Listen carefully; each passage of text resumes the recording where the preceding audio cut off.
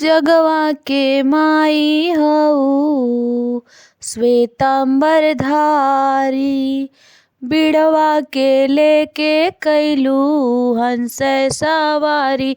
एगो मांगेला तोहरा से दान मैया जी, एगो मांगेला तोहरा से दान मैया जी।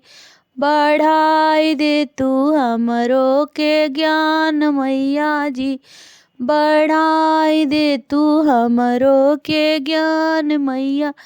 तोरे दुआरे अइली बन के सवाली, जिंदगी अनार बाटे मन बाटे काल।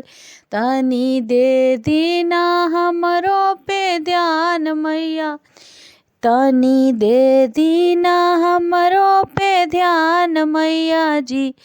बढ़ाई दे तू हमरो के ज्ञान मैया जी, तोहरे दया के बिना मुश्किल बजीना।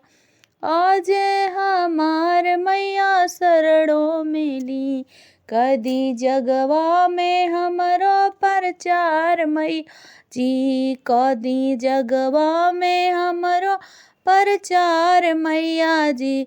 बढ़ाई दे तू हमरो में ज्ञान मैया जी, बढ़ाई दे तू हमरो पे ध्यान मैया जी।